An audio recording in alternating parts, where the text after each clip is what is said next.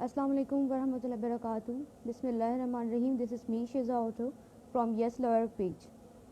So today the topic of CPC 1908 check that I'm going to teach you here today, the summons. The summon is the topic of today. As in comments में पूछा जाता है कि topic कौन सा है, तो सबसे पहले आज मैंने कहा कि आपको टॉपिक बता दूं कि समन्स, जो भी सीपीसी के अंदर जितने भी समन्स हैं, जिस भी ऑर्डर के अंदर हैं, तो वो सबको कंक्लूड करके, सबका कंक्लूजन बना के जो है वो आज मैं टॉपिक लेकर आई हूँ, summons. So the summons and services of summons, यानी कि जो ऑर्डर 16 के अंदर जो समन्स टू विटनेस होता है, आज भी हम उसको टच करेंगे और ऑर्डर 5 को भी टच करेंगे, और रिकॉग्नाइज एजेंट जो हमारे पास ऑर्डर 3 के अंदर हैं वो किस लिए हैं उनको भी हम टच करेंगे, ये 3 ऑर्डर्स. तो सबसे पहले हम चलते हैं सेक्शन 27 जो कि सीपीसी का है, जो ये कहता है समन्स टू डिफेंडेंट. सो सबसे पहले उस सेक्शन को हम पढ़ते हैं.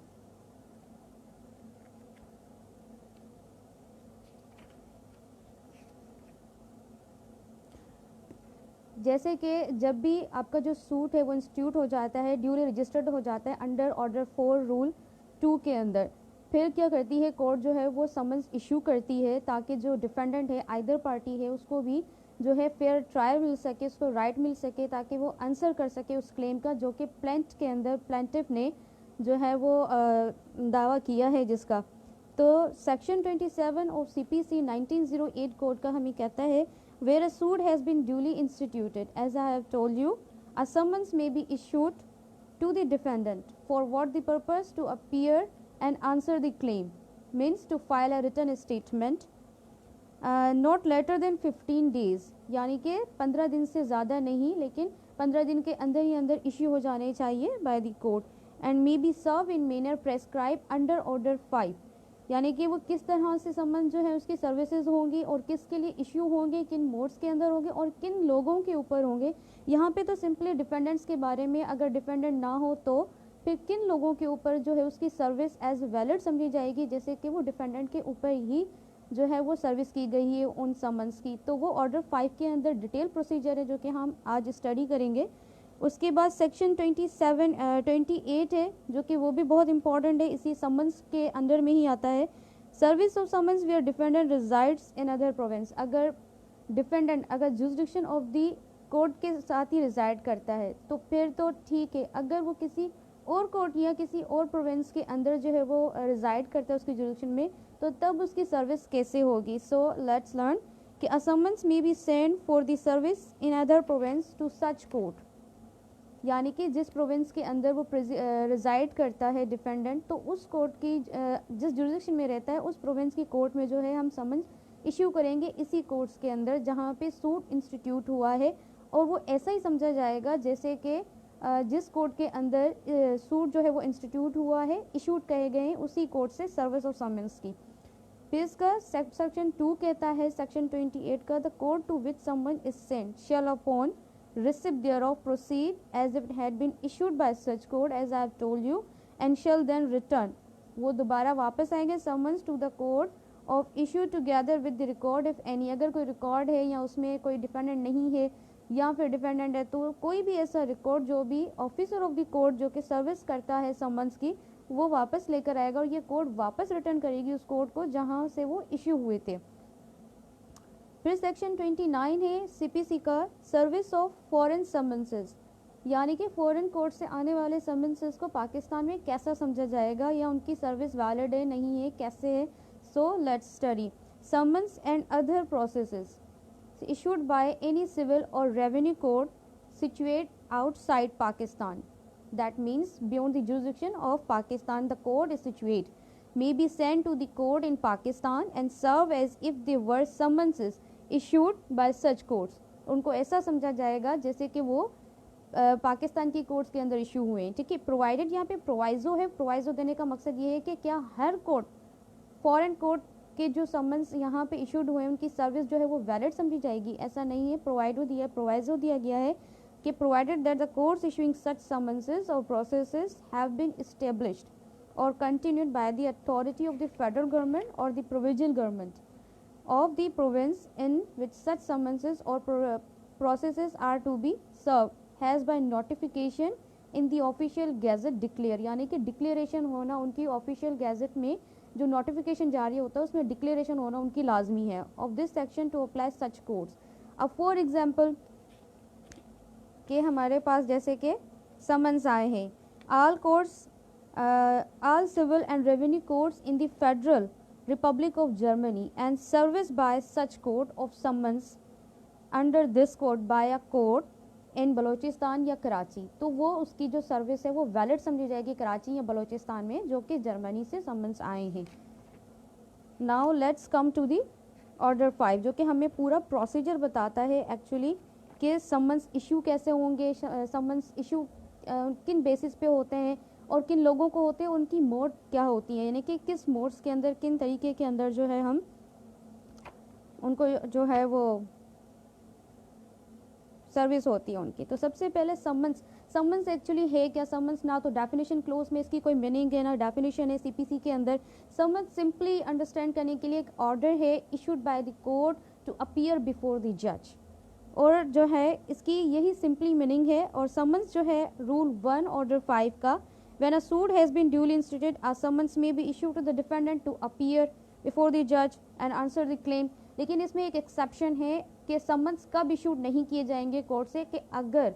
At the presentation of plaint, अगर जो है डिफेंडेंट अपीयर हो जाता है, प्रेजेंट हो जाता है और एडमिट कर देता है प्लेंटिफ के क्लेम्स को, तो फिर जो है वो सर्विस या इशूएंस ऑफ द समन्स लाजमी नहीं है, नेसेसरी नहीं है उसकी इशूएंस। और फिर उसके बाद अगर किसी डिफेंडेंट को, इसका सब रूल 2 कहता है कि defendant to whom a summon has been issued under rule 1 में अपीयर। अब उसकी अपीयरेंस कैसे होगी, जैसे को समन्स हुए हैं इन पर्सन, यानी कि वो खुद आए, अपीयर हो बाय अ प्लीडर या फिर किसी और बंदे के तहत हो सकता है। वो कैसे, हम ऑर्डर 3 की तरफ चलेंगे कि वो अपीयरेंस के बारे में कहता है हमें कि ऑर्डर 3 रिकॉग्नाइज एजेंट्स एंड प्लीडर्स के बारे में, और ये क्यों है कितना इंपॉर्टेंट है। लेट्स स्टडी कि appearance ETC may be in person by recognise agent और बाय प्लीडर। यहाँ पे एक एडिशनल मैं बात ये भी कहूँगी कि इसी ऑर्डर के अंदर लिखा गया है कि अगर कोई रिकॉग्नाइज एजेंट नहीं है तो कोर्ट क्या कहती है कि अपॉइंट कर देती है, अपॉइंट आप करते हैं एजेंट, कि अगर आपका कोई रिकॉग्नाइज्ड एजेंट नहीं या कोई और बंदा नहीं है तो फिर आपके लिए एजेंट अपॉइंटमेंट होती है, और फिर जो है वो आपके बिहाफ पे जो है वो सर्विस ऑफ समन जो है वो लेता है और एक्नॉलेजमेंट करता है, राइट करता है कि एक एविडेंस आ जाता है कोर्ट ऑफिसर के पास कि आपके ऊपर जो है वो सर्विस ऑफ समन हो चुका है। सो अब प्लीडर यानी कि कोई भी वकील, advocate, attorney of the high court है, वो आपका प्लीडर होता है, उसको भी सर्विस हो सकती है, वो भी अपीयर हो सकता है। और रिकॉग्नाइज एजेंट्स में यहाँ पे 2 एजेंट्स होते हैं। अब सिंपली इस तरह से हम पढ़ते हैं कि जैसे कि कोई पर्सन है, अगर वो अपने पावर ऑफ अटर्नी किसी को दे देता है, पावर ऑफ अटर्नी जो है वो अपॉइंटमेंट उसकी रिटन में होना बहुत ज़रूरी है और जो सबमिट होना उसका कोर्ट में बहुत ज़रूरी है। अटर्नी ऑफ पावर जो है वो जर्नल भी होता है अपॉइंट, और हम स्पेशली भी करते हैं, स्पेशली फॉर टास्क, कोई स्पेशल टास्क के लिए हम करते हैं कि जैसे कि कोई भी एक टास्क है सिर्फ उसी के लिए ही हमने उसको पावर ऑफ अटर्नी दे दी है अपनी। और दूसरा जो पर्सन है एजेंट होता है, जैसे कि आप मुल्क से बाहर है, आपका कोई बिज़नेस है या आप किसी और सिटी में जॉब करते हैं और आपका बिज़नेस कराची, हैदराबाद या लाहौर या फिर कहीं और किसी भी मुल्क में है, तो फिर आपका जो भी वो एजेंट होता है जो आपका बिज़नेस संभाल रहा होता है, तो फिर उसको भी सर्विस ऑफ समन की जा सकती है, वो भी अपीयर हो सकता है within the jurisdiction of the court, यानी कि आप उस कोर्ट की जुरिसडिक्शन में नहीं रहते फिर ही इनके ऊपर जो है वो सर्विस ऑफ समन की जाती है, और ये वैलिड और इफेक्टिवनेस समझी जाती है under the eyes of law, जैसे कि आपके ऊपर यानी कि डिफेंडेंट के ऊपर ही इसकी जो है वो सर्विस की गई है, इसीलिए ही। फिर होता है हमारे पास इसमें अपॉइंटमेंट ऑफ प्लीडर है। Appointment pleader is very important, so let's study order 3 rule 4। No pleader shall act for any person in any court unless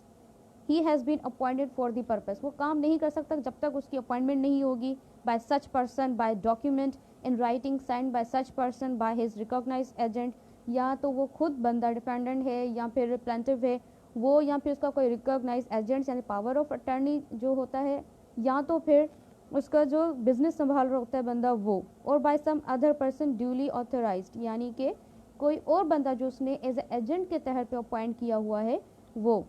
और under a power of attorney to make such appointment, या तो power of attorney के अंदर कोई बंदा जो है वो अपॉइंटमेंट कर सकता है। Every such appointment shall be filed in court. अब जाहिर सी बात है जो भी आप प्लीडर अपॉइंट करते हैं उसकी जो फाइल होना ज़रूरी है कोर्ट के अंदर, and shall be deem to in force until determined with the leave of the court by writing signed by client or the pleader as the case may be and filed in court,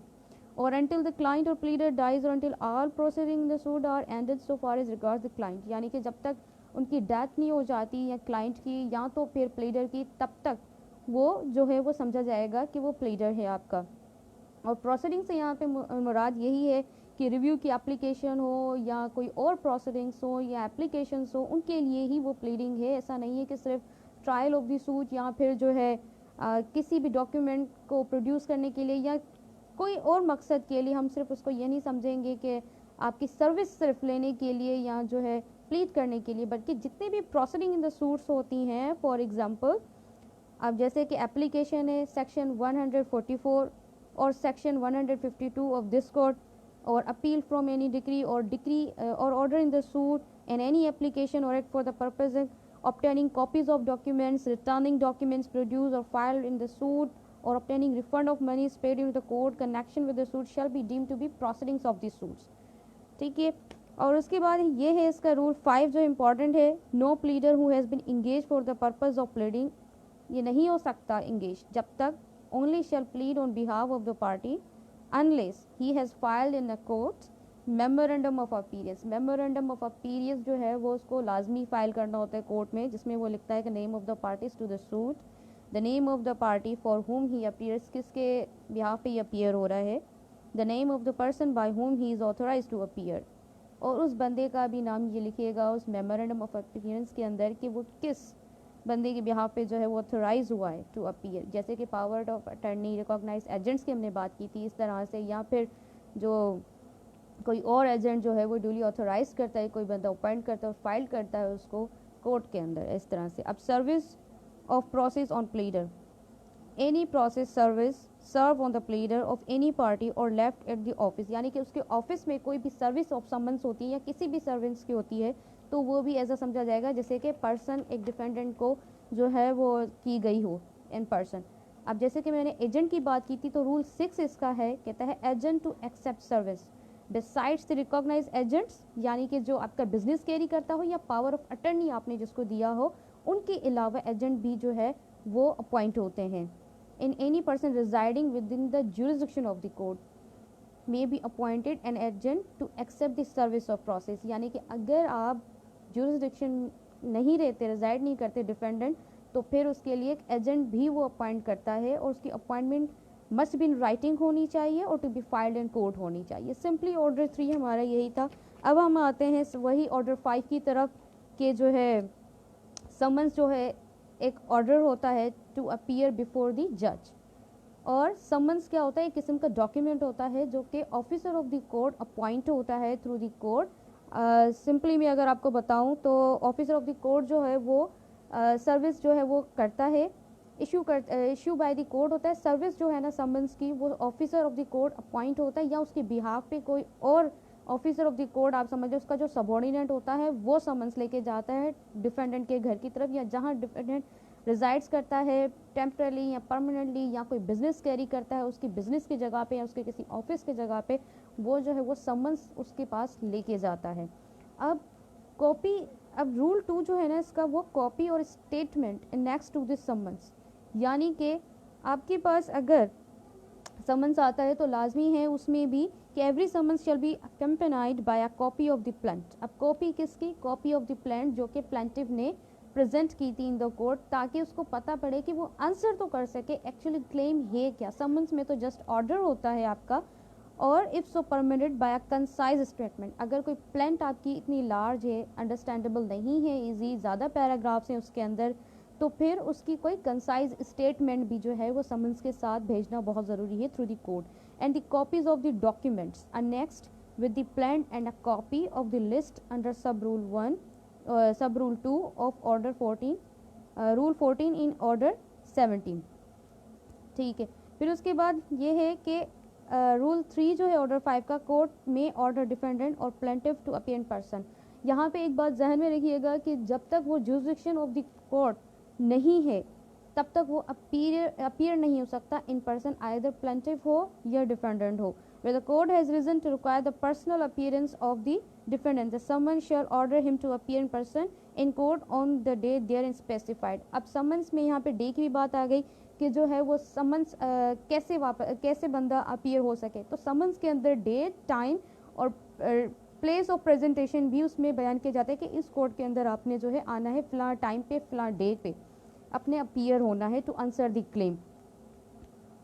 और rule 4 यही इसको support करता है मेरी बात को कि no party to be order to appear in person unless resident within the certain limits. Certain limits क्या है? Within the local limits of the court, या तो फिर लेस देन 50 और 200 माइल्स अगर वो रहता है इतनी मतलब लिमिट्स पे, तो फिर वो आ सकता है, अपीयर हो सकता है. अदरवाइज जो है उसका रिकॉग्नाइज एजेंट हो या प्लीडर हो या फिर उसका कोई एजेंट जो अपॉइंट किया गया हो duly filed in the court, वो अपीयर हो सकता है. अब समन्स इशुएंस की बात करें कि समन्स इशू किस की वजह से होते हैं, किस बेसिस पे होते हैं. एक तो इशू होते हैं रूल 5 के अंदर summons to be either to settle issue और final disposal of the suit. अब इशू के लिए होते हैं तो फिर आपने रिटन स्टेटमेंट फाइल करना होता है to answer the claim of the that has been written in the plaint. और फाइनल डिस्पोजल के लिए अगर हो तो फिर आपने अपने विटनेसेस प्रोड्यूस करने होते हैं उसके अंदर. और फिर जो है ये भी एक होता है कि फिर वो आपको कोर्ट इशू करती है टू प्रोड्यूस द डॉक्यूमेंट्स. और उसके अलावा जो है इसमें अब ये किन किन लोगों पे होते हैं, फिर हम उसके बाद चलेंगे कि इसके मोड्स पहले ना पढ़ने का मकसद ये है कि पहले हमें समझ आ जाए कि ये किन किन लोगों पे और किन के बिहाफ पे ये हो सकते हैं, सर्विस इसकी वैलिड की जा सकती है. तो हम अब चलते हैं, इशुएंस हमारा कंप्लीट हो गया, इसके भी 2 पार्ट्स हैं. और अब जो है वो सर्विस ऑफ समन से ऑर्डर 5 का रूल 9 कहता है कि डिलीवरी और transmission of summons for services, यानी कि इसमें लिखा गया है कि जो है वो समन्स की डिलीवरी और ट्रांसमिशन कैसे होती है, उसकी सर्विस कैसे होती है. Where the defendant resides within the jurisdiction of the court. As I have told you कि अगर डिफेंडेंट रिजाइड्स करता है within the jurisdiction of the court in which the suit is instituted और has an agent resident within the jurisdiction who is empowered to accept the service of the summons, तो वो भी ले सकता है. अगर डिफेंडेंट जो है रिजाइड नहीं करता with in the jurisdiction of the court, तो उसका जो अगर कोई एजेंट है एम्पावर किया गया है to accept the service of summons, तो उसको भी की जा सकती है. और यूँ ही समझा जाएगा कि डिफेंडेंट को हमने इन पर्सन उसको जो है हमने कर दिया है सर्विस को through the proper officer of the court. और यही समन्स रिटर्न होंगे कोर्ट में, जो पूरा प्रोसेस है उसका समन्स जाएंगे और विद इन 15 डेज उसको ऑफिसर ऑफ द कोर्ट को लाना होता है. और यूँ भी नहीं है कि वो 15 डेज के अंदर ही लाए, चाहे वो सर्व्ड हो नहीं हो, उसको पूरा तरीके से उसको जो है किसी भी तरीके से उसको एक्नॉलेजमेंट जो है डिफेंडेंट की या उसके एजेंट की या उसके रिकॉग्नाइज एजेंट्स की लाना बहुत ज़रूरी होती है, या उसकी प्लीडर की कि सर्विस जो ऑफ समन्स की हैज़ बीन ड्यूली सर्व्ड. फिर जो है अब एक से ज़्यादा डिफेंडेंट हैं तो फिर उनको एक को ही डिफेंडेंट को नहीं सर्विस होगी, बल्कि each of the defendant under rule 11 of order 5 कि हर एक को अलग-अलग जो है वो समन्स दिया जाएगा ताकि वो आ सकें कोर्ट के अंदर, अपीयर हो सकें, आंसर द क्लेम कर सकें. और रूल 12 है इसका, कहता है service to be on defendant in person when practicable. जब भी कोर्ट को लगेगा कि उनकी अपीयरेंस बहुत इंपॉर्टेंट है, नेसेसरी है, तो फिर उनको इन पर्सन जो है वो दिया जाएगा कि वो इन पर्सन आए. और ऑन हिज एजेंट, अगर वो उस जुरिसडिक्शन के अंदर नहीं रखते कोर्ट की, तो फिर उनके रूल 2 यह कह रहा है सिंपली कि फिर उसके एजेंट को हम देंगे. और रूल 13 इसका सिंपली कहता है सर्विस ऑन एजेंट. अब ये वो एजेंट है by whom the defendant carries on business, यानी कि डिफेंडेंट जो है वो उस जुरिसडिक्शन में नहीं रह रहा कोर्ट की और उसका बिजनेस है और फिर उसका एजेंट भी है, तो फिर उस एजेंट को वैलिड जो है उसकी सर्विस की जाएगी. फिर अगर कोई ऐसा एजेंट है रूल 14 में, service on agent in charge in suits for immovable property, जिसके चार्ज में आप इमूवेबल प्रॉपर्टी दे गए हो तो हम उसको एजेंट बोलेंगे इस पर्सन को, तो उसके ऊपर भी सर्विस ऑफ समन्स वैलिड की जाती है. अगर अब रूल 15 है इसका, where service may be on male member of defendants family, कि जैसे कि अगर डिफेंडेंट जो है वो फाउंड नहीं हुआ, नहीं मिला और उसका कोई एजेंट भी नहीं है, तो फिर जो उसका मेल मेंबर होगा, एडल्ट जो होगा, वो उसी को ही हम सर्विस ऑफ समन दे के आएंगे. और यही समझा जाएगा, तस्वुर किया जाएगा, शैल बी डीम के जैसे कि उस डिफेंडेंट को ही उसकी सर्विस हुई है, that will be valid service.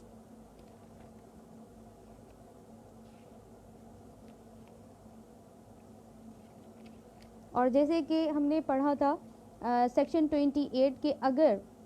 जो है डिफेंडेंट रिजाइड नहीं करता, वो किसी और प्रोविंस या किसी और, वहाँ पे प्रोविंस की बात हो रही थी, लेकिन अब इसका जो कनेक्टेड रूल 21 है ऑर्डर 5 का विद द सेक्शन 28 के, वहाँ पे प्रोविंस की बात की जा रही थी। यहाँ पे इसमें थोड़ी एडिशन बात है कि अगर इस कोर्ट की जुरिडिक्शन नहीं, उसी सिटी के अंदर कोई और कोर्ट है, उसकी जुरिडिक्शन में डिफेंडेंट रिजाइड करता है, तो रूल 21 हमें प्रोसीजर बताता है कि हम उस कोर्ट के अंदर जो है सेंड करेंगे सर्विस ऑफ समन्स, फिर वो कोर्ट इशू करेगी, जैसे कि जहाँ पे सूट इंस्टीट्यूट हुआ है वहीं से समन्स इशूड हुए हैं। और यहाँ पर अगर किसी और प्रोविंस में रिजाइड करता है तो उस प्रोविंस की कोर्ट को हम सेंड करेंगे जिसकी जुरिडिक्शन में डिफेंडेंट जो है वो रिजाइड करता है, तो फिर वो ये समझा जाएगा कि वैलिड सर्विस हुई है उसी कोर्ट की, और उसको एनी हाउ अपीयर होना है कोर्ट के अंदर जब टाइम लिखा गया समन्स के अंदर उस डे पे। और अगर कोई डिफेंडेंट इन प्रिजन है, कैद में है, तो फिर उसको कैसे होगा, उसको हम डायरेक्टली भी उस जेल के अंदर समन्स कर सकते हैं इशूड बाय द कोर्ट, और या फिर जिस ऑफिसर के इंचार्ज, जो उसका इंचार्ज है, जिसकी कस्टडी में है, उसको भी हम सर्विस ऑफ समन कर सकते हैं, और ये शैल बी डीम्ड होगा कि हमने डिफेंडेंट को वैलिड सर्विस कर दी है। और अगर कोई भी सर्विस वेयर दी, अब रूल 25 जो कहता है कि service where defendant reside outside of Pakistan ETC, 20 section 29 से कनेक्टेड नहीं है, सेक्शन 29 इज समथिंग एल्स। अब ये कह रहा है कि कोई डिफेंडेंट है वो रिजाइड करता है beyond the jurisdiction of Pakistan, तो उसके ऊपर कैसे हम सर्विस करेंगे, उसके ऊपर हम जहाँ जो भी उसका एड्रेस होगा, जहाँ वो रहता है, हम उसको वहीं पे ही जो है वो सेंड करेंगे थ्रू दी पोस्ट। और जो है कॉरियर, जो हमारा पोस्टल कम्युनिकेशन है between such place and place where the court is situate, या तो कोर्ट जो है जिसकी जुरिडिक्शन में वो रहते हैं हम उस कोर्ट को सेंड करेंगे, या उस बंदे के एड्रेस पे, अगर उसका एड्रेस नहीं मिल रहा या फिर वो नहीं आ रहा, फिर हम उस कोर्ट में सेंड करेंगे। फिर इसमें ये है सेक्शन 26 से रूल 26 से service in foreign territory through the political agent और कोर्ट। अब जो पॉलिटिकल एजेंट जो है वो अपॉइंट किए जाते हैं थ्रू दी फेडरल गवर्नमेंट, जो कि in the exercise of any foreign और एक्स्ट्रा प्रोविंशियल जुरिडिक्शन, जो कि फेडरल गवर्नमेंट के अंदर में नहीं आती, यानी कि एक्स्ट्रा प्रोविंशियल जुरिडिक्शन है, उसके लिए हम पॉलिटिकल एजेंट जो अपॉइंट करते हैं, जो कि सर्विस ऑफ समन करते हैं to serve the summons issued by the court under this court in any foreign territory in which the defendant resides, यानी कि डिफेंडेंट जो रिजाइड करता है वो पॉलिटिकल एजेंट जो है, जैसे कि कोर्ट ऑफिसर लेके जाता था, अब यहाँ पे पॉलिटिकल एजेंट उस कोर्ट के अंदर लेके जाएगा या उस बंदे को लेके जाएगा। अब बी है इसका, the provincial government has by notification the official gazette declare in respect of any court situate in any such territory or not established or continued by in the exercise of any jurisdiction as aforesaid, that the service by such court of any summons issued under this court by the court of the province shall be deemed to be the valid service। ठीक है, उसके through किए जाएंगे या तो फिर हम court में सेंड करेंगे। फिर हमारे पास 26A भी है रूल, जो कि कहता है कि अगर कोई सिविल पब्लिक ऑफिसर और सर्वेंट है किसी भी रेलवे कंपनी का और लोकल अथॉरिटी, या वो है इंडिया का, किसका है, वो इंडियन का है, तो फिर उसके ऊपर सर्विस ऑफ समन कैसे की जाए, अगर वो in case defendant serving in connection with the affairs of the government of India और a servant of a railway in India, तो उसके हम सेक्रेटरी टू द गवर्नमेंट करेंगे। किसको करेंगे, सेक्रेटरी टू द गवर्नमेंट, और वो ऐसे समझा जाएगा जैसे कि हमने डिफेंडेंट को सर्विस ऑफ समन की है। अब इसका बी क्लॉज कहता है रूल 26A ऑर्डर 5 का कि in the case of a defendant serving connection with the affairs of other government, यानी कि अदर गवर्नमेंट इन इंडिया, और in case of servant of local authority in India, वहाँ पे railway की बात की तो होम सिक्योरिटी को हम कर रहे थे, सेक्रेटरी टू द गवर्नमेंट कर रहे थे, यहाँ पे टू होम सेक्रेटरी को हम जो है वो सर्विस करेंगे। अब यहाँ पे रूल 27 है service on civil public officer servant of railway company और लोकल अथॉरिटी, वहाँ पे इंडिया की बात हो रही थी, यहाँ पे जो है वो इंडिया की बात नहीं हो रही, कह रहे हैं कि where the defendant is a public officer कोई डिफेंडेंट है लेकिन not belonging to the arm forces of Pakistan और the servant of a railway company और local authority, the court may if appears to that the summons may be most conveniently so serve, तो conveniently way ढूंढेगी, conveniently way ये होगा send for it for service on the defendant to the head of the office, उसके लिए convenient होगा कि उसके जो है वो हेड ऑफिस को हम सर्विस ऑफ समन करेंगे और यही समझा जाएगा कि वो डिफेंडेंट को हुए हैं। फिर सर्विस रूल 28 है, सर्विस ऑन सोल्जर्स, सेलर्स और एयरमैन। अब उनको भी कैसे होगी, उनको जो कमांडिंग ऑफिसर होगा उनका, उसको सर्विस ऑफ समन होगी, वो उसको जो है वो कम्युनिकेट करेगा कि आपके जो है वो समन्स आए हैं to appear, so take it. फिर जो है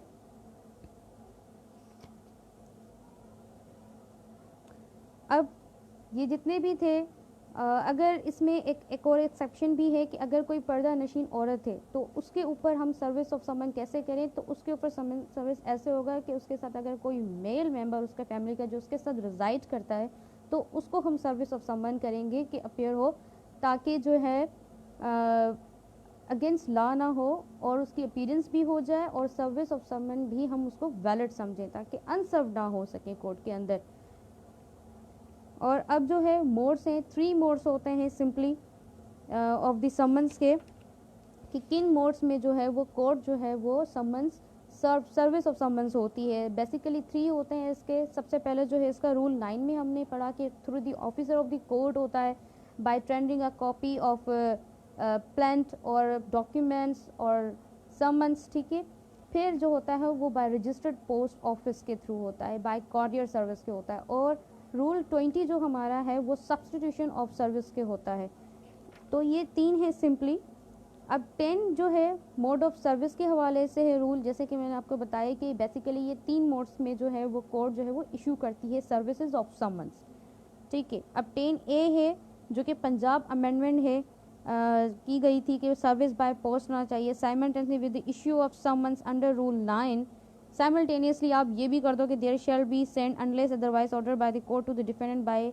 registered for acknowledgement due another copy of the summons, यानी कि एक और कॉपी भी जो है वो आप साइन और सील होनी चाहिए बाय द जज in the manner provided rule 10 by courier service और एज द कोर्ट में डिटरमाइन, यानी कि कोर्ट को जैसे डिटरमाइन लगे by urgent mail service of Pakistan post at the cost of the plaintiff. अब इसकी जो कॉस्ट है वो प्लेंटिफ से ली जाएगी, अगर वो बाय पोस्ट की जाएगी या कॉरियर के थ्रू की जाएगी, registered post office of Pakistan के ज़रिए की जाएगी तो जो है वो और at the cost of plaintiff ली जाएगी। अब रूल 20 जो है इसका वो बहुत इंपॉर्टेंट है कि अगर ये तब आता है इसकी एप्लीकेबिलिटी कि जब डिफेंडेंट अवॉइड कर रहा है, नेगलेक्ट कर रहा है, डिले कर रहा है, आ नहीं रहा, अपीयर नहीं हो रहा, तो फिर सब्स्टिट्यूशन सर्विस आती है रूल 2 के, कि where the court is satisfied that there is a reason to believe that the defendant is keeping out of the way for the purpose of avoiding service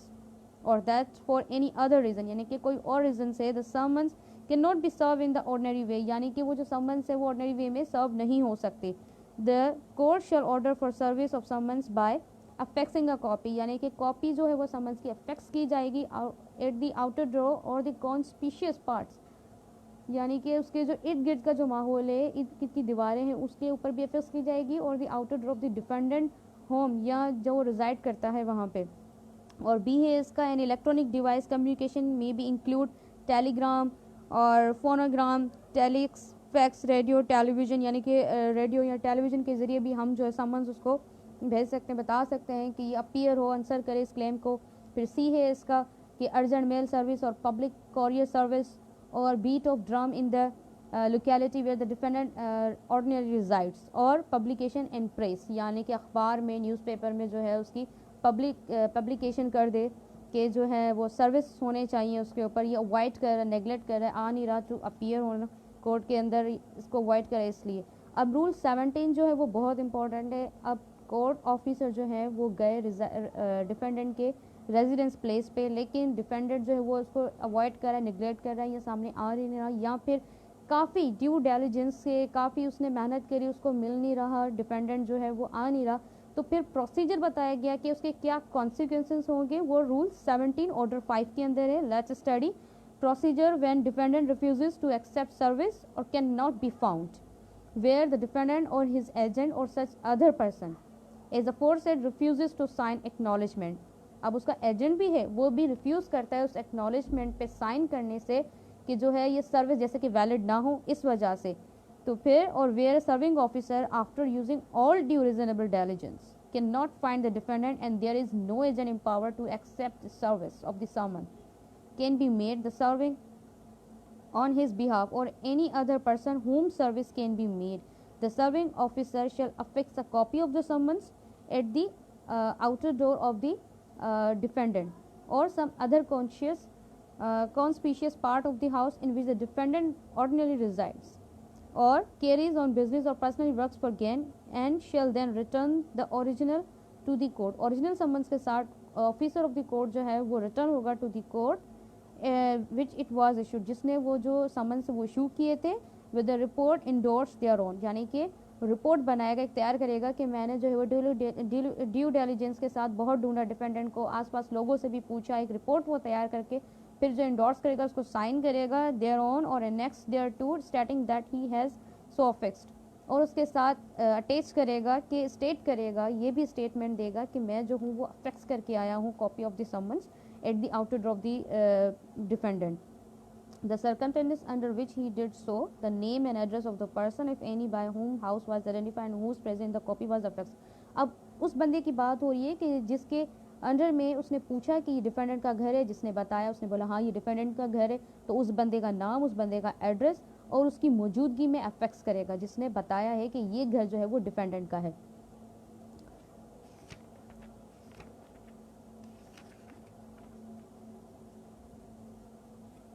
अब रूल 31 है इसका जो important है और जो लास्ट है इसमें कि if a summons issued to a defendant residing in Pakistan, अगर डिफेंडेंट रिजाइड करते हैं पाकिस्तान में और रिटर्न होते हैं अनसर्व्ड, यानी कि सर्व्ड ही नहीं हुए डिफेंडेंट पे, तो उसका क्या प्रोसीजर, कोर्ट में वाइल इशूइंग अ फ्रेश समन्स इशू करने के साथ फॉर पर्सनल सर्विस और ऑर्डरिंग सब्सटीट्यूटेड सर्विस, यानी कि अंडर रूल 2 में जो हमने पढ़ा ऑर्डर 5 में सब्सटीट्यूटेड सर्विस कैसे होती है, और also order that a copy of the summon addressed to the defendant at the place where he is residing be sent to him by a registered post, यानी कि जहां डिफेंडेंट रहता है तो वो रजिस्टर्ड पोस्ट के थ्रू भी service हम जो समन्स की है वो करेंगे। If there is a postal communication, अगर पोस्टल कम्युनिकेशन है तो between such place and the place where the court is situate, तो this is all about the summons to defendant to answer the claim and appear before the जज to answer that claim. ठीक है, ये order 5 के अंदर है। अब summons to witness भी होता है, समन्स टू विटनेस हमारे पास ऑर्डर 16 के अंदर है और इसका जो सेक्शन है हमारे पास सीपीसी के अंदर 31 है। अब सबसे पहले सेक्शन हम स्टडी करते हैं कि सब्सटेंटिव पार्ट होता है, फिर उसका प्रोसीजर पार्ट हमारे पास ऑर्डर्स में होता है। तो section 31 of CPC 1908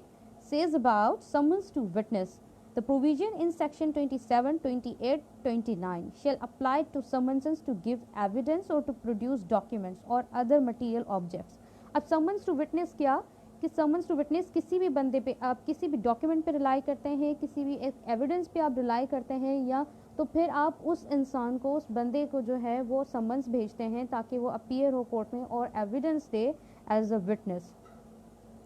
to support your case. तो रूल फर्स्ट जो है ऑर्डर 16 का हमें ये कहता है समन्स टू अटेंड। अब वो समन जो थे डिफेंडेंट को थे, अब ये समन्स किस लिए हैं, to attend to give evidence और produce the document if is in your position to answer the claim is sufficient or to support your case not later than 7 days after the settlement of issues. The parties shall present in a court a certificate of witness to produce evidence along with the list of witnesses.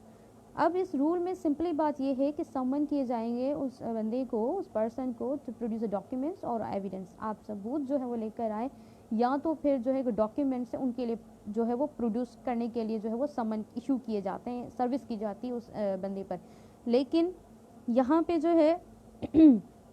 अगर parties जो है वो list of witnesses जमा नहीं कराती court में, तो फिर वो बाद में जो है at the time of hearing, आप at the time of producing evidence, तो आप वो उस बंदे को बुला के आप विटनेसेस नहीं कर सकते, ना ही आप उनको एज कर सकते हैं कि वो आपके जो है वो सपोर्ट में आप एविडेंस दें। लेकिन एक्सेप्शन रूल है इसका कि आप with the permission of the court कर सकते हैं बाय शोविंग गुड कोज के उस टाइम जो है आपने जो है वो क्यों नहीं जो है वो विटनेस की लिस्ट में उसका नेम डाला या बताया, तो वो परमिशन ऑफ द कोर्ट, अगर कोर्ट को लगता है गुड कोज शोन है, फिर जो है वो कोर्ट उसको ग्रांट करेगी कि आप जो है अब इस विटनेस को ले आए। और इसमें जो है ज़्यादातर एक्सपेंसेस की बात की गई है कि एक्सपेंसेस ज़ाहिर सी बात है जिस पार्टी का इंटरेस्ट होगा जिसके फेवर में एविडेंस के लिए हम विटनेस समन्स करते हैं टू विटनेस के लिए, तो वही उसकी जो है पैसे जो हैं वो समन्स के लिए जो है वो डिपॉजिट कराता है, और उसके अंदर अगर इनसफिशिएंट होगा तो उसके कॉन्सिक्वेंसेस भी उसको ही भरने पड़ेंगे। अगर इनसफिशिएंट सम जो है वो रूल 4 के अंदर यहाँ पे बात की जा रही है कि मैं order such sum to be levied attachment and sale of the movable property. अब यहाँ पे अगर वो इनसफिशिएंट सम जो है वो करता है कोर्ट के अंदर, तो फिर जो है उसकी जो कोई मूवेबल प्रॉपर्टी उसको अटैच की जाएगी, या तो फिर उसको ऑर्डर किया जाएगा कि आपका इनसफिशिएंट अमाउंट है, हम समन्स नहीं भेज रहे, लिहाजा जो है जो आपकी कोई भी मूवेबल प्रॉपर्टी उसको अटैच करके उसको यहाँ बेच के जो है हम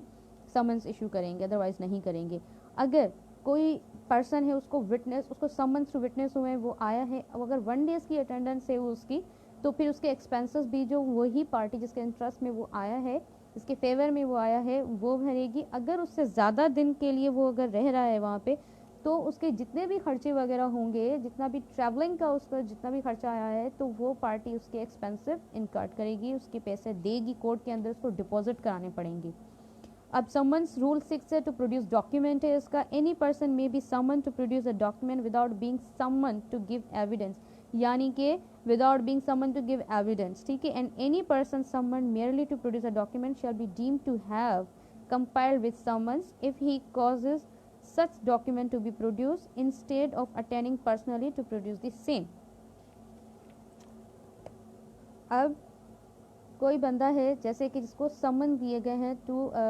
समन्स टू विटनेस हुए हैं कि आप आए विटनेस दें, समन्स टू प्रोड्यूस विटनेस और प्रोड्यूस डॉक्यूमेंट, अगर वो समन्स को कंप्लाई नहीं करता, नॉन कंप्लाइंस करता है, तो उसका रूल 10 है, उसके कॉन्सिक्वेंसेस क्या होंगे, उसका प्रोसीजर क्या हुआ। रूल 10 हमें ऑर्डर 16 का बताना है कि where a person to whom a summon has been issued either to attend to give evidence or produce document fails to attend to produce the document in compliance with such summons, the court shall, if the certificate of serving officer has not been verified by affidavit and may, if it has been so verified, examined and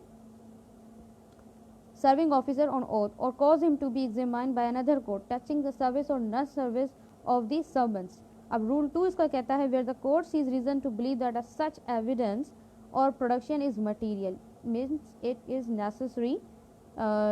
appear before the court and that such person has without lawful excuse failed to attend, यानी कि कोई भी lawful excuse के बिना या कोई भी ऐसे cause के बिहाफ पे वो जो है वो फेल हो जाता है to attend to produce documents in compliance with summons और हैज़ इंटेंशनली अवॉइड कर रहा है, नियतन तौर पे जो है उसकी मेलाफेड इंटेंशन है कि वो नहीं अपीयर होना चाह रहा, इट में इशू ऑफ प्रोक्लेमेशन। अब प्रोक्लेमेशन जो है सिविल में क्या होता है, सिविल साइड में या क्रिमिनल साइड पे भी, कि वो एक एलानिया होता है, एक ऑफिशियल एलानिया होता है कि requiring him to attend to give, उसमें लिखा जाता है उसी प्रोक्लेमेशन पे कि जो है वो आए और अटेंड करे टू प्रोड्यूस डॉक्यूमेंट्स और to give evidence that at a place to be named therein and a copy of such proclamation shall be affixed। अब जैसे summons affix होता है तो proclamation एक एलानिया टाइप एक डॉक्यूमेंट होता है जिसमें लिखा जाता है कि वो आए एविडेंस दे या प्रोड्यूस करे डॉक्यूमेंट, तो वो अफेक्स किया जाता है उसके आउटर डोर पे या फिर उसके कॉन्स्पिशियस पार्ट, जैसे कि समन्स अफेक्स हुए थे इसी तरह से। अब इसके साथ ही कोड रूल 3 में ऑफ रूल सब rule 3 of rule 10 of order 16 में ये करेगी, अपनी डिस्क्रिप्शन में इशू वारंट भी कर सकती है, चाहे वो बेलेबल करे या नॉन बेलेबल करे, उस फॉर अरेस्ट करेगी of such person and make order for the attachment and sale of that property. अब ये कोर्ट की डिस्क्रिप्शन है, लेकिन ये कंडीशनल है, अगर पार्टी अपीयर हो जाती है, अब अगर विटनेस अपीयर्स हो जाता है तो ये अटैचमेंट जो है विथड्रॉ हो जाती है। अब इसका जो है रूल 12 जो है procedure, if witness fails to appear, अगर विटनेस फेल हो जाता है टू अपीयर, द कोर्ट में where such persons does not appear or appears but fails to satisfy the court, अगर appear भी होता है फिर satisfy नहीं कर पाता कोर्ट को witness के हिसाब से, the impose upon him such a fine not exceeding 2000 rupees as it thinks fit having regard to this condition in life and all circumstances of the case and may order his property or any part thereof to be attached or sold। तो ये simply इसमें जो है इसका procedure है, अगर attend करता है फिर अटेंड करने के बाद जो है वो फेल हो जाता है सेटिस्फाई कर कोर्ट को, तो फिर जो है उसके ऊपर इम्पोज की जाएगी 2000 नॉट एक्सीडिंग 2000 फाइन जो उसके ऊपर इम्पोज किया जाएगा बाय दी कोर्ट। उसकी प्रॉपर्टी जो है अगर वो उसको भी अटैच किया जाएगा और फिर उसको सोल्ड किया जाएगा। अब मोड ऑफ अटैचमेंट रूल 13 है कि अटैचमेंट कैसे होगी, एज इट इज़ ही होगी as a execution of a decree जैसे में होती है इस तरह से। अब रूल 14 जो है वो भी इसका बहुत इंपॉर्टेंट है कि अगर कोर्ट को लगता है कि कोई ऐसी पार्टी टू द सूट नहीं है, means someone is a stranger, तो अगर उसका आना कोर्ट के अंदर एज अ विटनेस इंपॉर्टेंट है तो court it's on motion suo motu power के तहत उसको लगता है तो फिर उसको वो समन्स कर सकती है टू गिव द एविडेंस और प्रोड्यूस द डॉक्यूमेंट्स, अगर कोर्ट को लगता है तो, अदरवाइज नहीं। अब जो बुलाए गए विटनेसेस हैं वो कैसे डिपार्ट हो सकते हैं, वो कैसे रवाना हो सकते हैं, कैसे वो लीव कर सकते हैं, वो लीव अपनी मर्जी से नहीं कर सकते। अब वो रूल 16 है, लेट्स स्टडी रूल इसका जो है कि अ पर्सन और someone and attending shall unless the court otherwise directs attend at each hearing until the suit has been dispose of, यानी कि उनको अटेंड करनी पड़ेगी each hearing until the suit has been dispose. और rule 2 इसका जो कहता है सब रूल 2 रूल 16 का on the application of either party and the payment through the court of all necessary expenses, if any, the court may require any persons or someone attending to furnish security to attend at the next or any other hearing until the suit is disposed, and in default of his furnishing security may him to be detained in civil prison। या तो वो security furnish कर दे या तो फिर जो next hearing के लिए कि मैं नहीं आ सकता, अगर वो नहीं करता, फेल हो जाता है और फिर ऐसे ही वो डिसअपियर हो जाता है तो उसको जो है वो सिविल प्रिजन में उसको डिटेन करेगी कोर्ट। अब इसका रूल 18 है, procedure where witness apprehend can not give evidence, जाहिर सी बात है, और प्रोड्यूस डॉक्यूमेंट। जब एक विटनेस जो है वो किया गया है, एप्रीहेंड है, गिरफ्तार है, तो वो कैसे आएगा, उसको फिर जो है कोर्ट नेसेसरी जो है वो उसकी जो बेल है वो इश्यू करेगी ताकि वो कोर्ट के अंदर आ सके, अपीयर हो सके और एज अ विटनेस अपीयर हो सके। अब रूल 19 है, no witness to be order to attend in person unless resident within the certain limits. अब कितनी लिमिटेशन होनी चाहिए बंदे की कि वो जहाँ रहता हो वो आए एज अ विटनेस कोर्ट के अंदर अपीयर हो, तो ये रूल 19 है। A person shall not be asked by a court to attend in person, वो इन पर्सन नहीं आ सकता, to give evidence unless he resides at any place in Pakistan, अगर वो पाकिस्तान के अंदर नहीं रहता तो उसको हम कंपेल नहीं कर सकते, इस रूल 19 के तहत है। अब रूल 20 है ऑर्डर 16 का, consequence of refusal of party to give evidence when called on by court. क्या कॉन्सिक्वेंसेस होंगे कि अगर कोई विटनेस रिफ्यूज कर रहा है to give evidence by the court, क्या उसको कॉन्सिक्वेंसेस फेस करने पड़ेंगे। Where any party to a suit present in court refuses without lawful excuse, यानी कि लॉफुल एक्सक्यूज के विदाउट अगर वो रिफ्यूज कर रहा है, when required by the court to give evidence to produce any document than and there is in position और power, उसके पावर पोजीशन में है वो डॉक्यूमेंट फिर भी वो नेग्लेक्ट कर रहा है, वॉइड कर रहा है, तो उसके कॉन्सिक्वेंसेस उसको फेस करने पड़ेंगे जो कि रूल 20 ऑर्डर 16 के अंदर है। द कोर्ट में प्रोनाउंस जजमेंट अगेंस्ट हिम और make such order in relation to the suit as it thinks fit. अब उसके अगेंस्ट जो है वो जजमेंट पास हो जाएगी। ये था ऑर्डर 16 कि समन्स टू विटनेस कैसे कि टू प्रोड्यूस एविडेंस और सॉरी टू प्रोड्यूस डॉक्यूमेंट्स और टू गिव एविडेंस, जो कि विटनेस लिस्ट में जो है वो पार्टीज जो है वो जमा कराती हैं कोर्ट के अंदर। अगर वो जमा नहीं भी करा पाती या कोई रह जाता है तो फिर गुड कॉज जो है वो शॉन करके एप्लीकेशन फाइल की जाती है कोर्ट के अंदर। अगर कोर्ट को लगता है तो फिर वो उसको परमिट कर देती है कि हाँ अब जो है आप इस लिस्ट के अंदर शामिल करें, ये आप जो है एविडेंस ला सकते हैं इन विटनेसेस के थ्रू। सो थैंक यू, अल्लाह हाफिज़, आई होप यू अंडरस्टूड और see you in the next session.